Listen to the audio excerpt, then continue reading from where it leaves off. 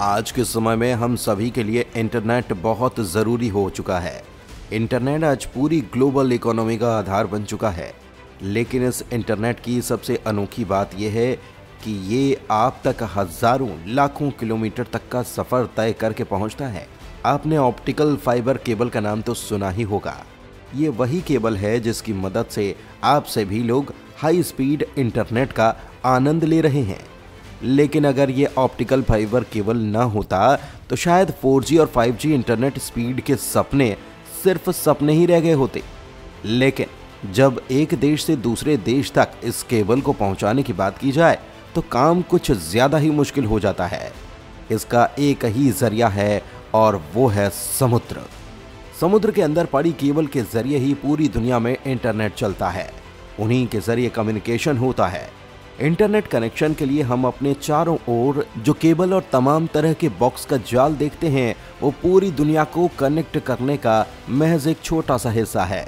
Internet connection speed और data transfer का असली जाल तो समुद्र में हजारों मीटर नीचे बिछा हुआ है। ये जाल पूरी दुनिया को एक दूसरे से कनेक्ट करता है। केबल के जाल की इस तस्वीर से आप समझ सकते हैं कि दुनिया समुद्र के नीचे बिछे केबल्स के जरिए कैसे वर्चुअल कनेक्शन स्थापित करती है। समुद्र के नीचे इन केबल्स का एक बहुत बड़ा जाल बिछा है। 99% दुनिया में कम्युनिकेशन और डेटा ट्रांसफर समुद्र के नीचे बिछी कम्युनिकेशन केबल्स के जरिए ही होता है। इन केबल्स को सबमरीन कम्युनिकेशन केबल कहा जाता है। अभी समुद्र के नीचे करीब 426 सबमरीन केबल्स हैं जिनकी कुल लंबाई लगभग 13 लाख किलोमीटर की है। गूगल, माइक्रोसॉफ्ट और फेसबुक जैसी बड़ी इंटरनेट कंपनियां इन्हें बिछाती हैं। तमाम टेलीकॉम प्रोवाइडर्स भी इनकी फंडिंग के हिस्सेदार होते हैं। एक देश से दूसरे देश तक कैसे पहुंचा है इंटरनेट? समुद्र में कैसे बिछाई जाती है इंटरनेट केबल? दोस्तों, इंटरनेट को एक देश से दूसरे देश तक लाखों किलोमीटर तक पहुंचाने के लिए इस केबल को बिछाया जाता है। लाखों किलोमीटर तक का सफर तय करके ये केबल एक देश से दूसरे देश तक पहुंचती है। इसके बाद इंटरनेट सर्विस प्रोवाइडर इस केबल के जरिए अपने ग्राहकों को इंटरनेट पहुंचाने का काम करते हैं। लेकिन अब जब भारत की आती है तो हमारे भारत के आसपास सिर्फ समुद्र ही समुद्र है। जरा सोचकर देखिए कि आखिर ये केबल समुद्र को लांघ कर कैसे आपके देश तक पहुंचती है, हमारे देश तक पहुंचती है। इस केबल को बिछाने के लिए बिल्कुल खास तरह की शिप को मॉडिफाई किया जाता है। ये ऐसी शिप होती है जिसका सिर्फ एक ही काम होता है, समुद्र में हजारों लाखों किलोमीटर तक इस ऑप्टिकल फाइबर केबल को बिछाना। आज के समय इसका कैरियर CS सॉवरेन ऐसे कुछ शिप हैं जो ऑप्टिकल केबल को समुद्र के अंदर बिछाने का काम करते हैं। इस शिप की सबसे खास बात यह होती है कि ये एक ही बार में 2000 किलोमीटर तक का केबल अपने साथ लेकर ट्रैवल कर सकते हैं। और इन शिप्स की वजह से समुद्र के अंदर केबल बिछाना बहुत ही आसान हो चुका है। और इसकी रफ्तार सुनकर तो आप भी हैरान हो जाएंगे। एक दिन में ये करीब 100 से 150 किलोमीटर तक की केबल बिछा देते हैं और कई बार ये लोग 200 किलोमीटर तक भी पहुंच जाते हैं। बस इनकी इस स्पीड के कारण ही आज आप तक हाई स्पीड इंटरनेट बड़ी आसानी से पहुंच चुका है।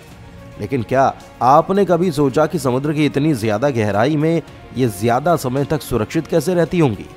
इस तरह की ऑप्टिकल फाइबर केबल को लंबे समय तक समुद्र के अंदर टिकाने के लिए स्पेशल तरीके से डिजाइन किया जाता है। ऑप्टिकल फाइबर के ऊपर कॉपर, मेटल और रबर की कई लेयर चढ़ाई जाती हैं।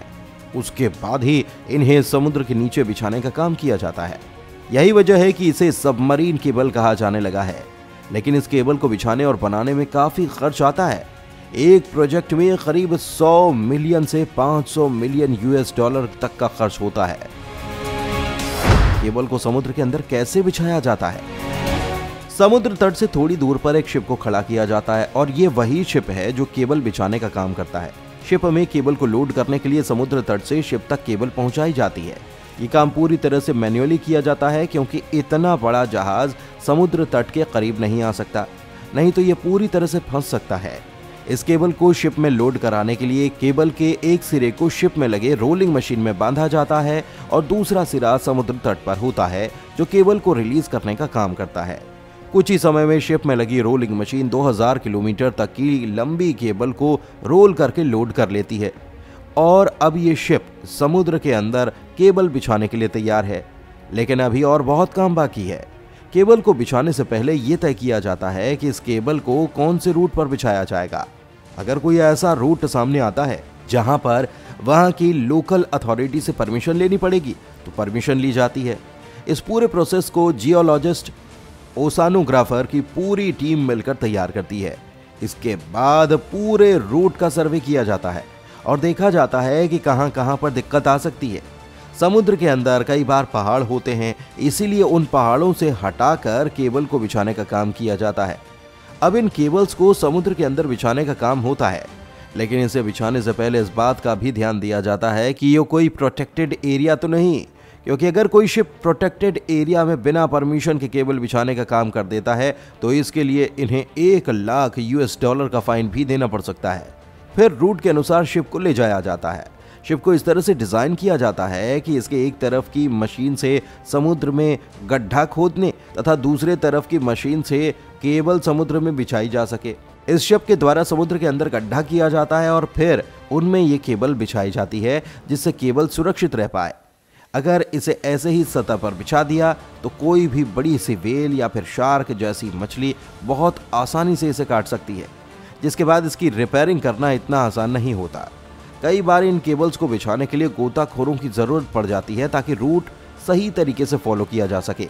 इन गोताखोरों के पास एक GPS सिस्टम लगा होता है, जिसे लगातार शिप में लगे सिस्टम ट्रैक करते रहते हैं। वहीं केबल बिछाने के बाद इस शिप में लगी दूसरी मशीन इन गड्ढों को बंद करने का काम करती है। इनकी लाइफ ज्यादा से ज्यादा 10 साल तक की होती है, लेकिन बीच बीच में कई बार मछलियां और समुद्र के अंदर रहने वाले बड़े बड़े जीव जंतु इस केबल को काट दिया करते हैं और कई बार कुछ ऐसी घटना घटित हो जाती है जिसकी वजह से केबल कट जाती है।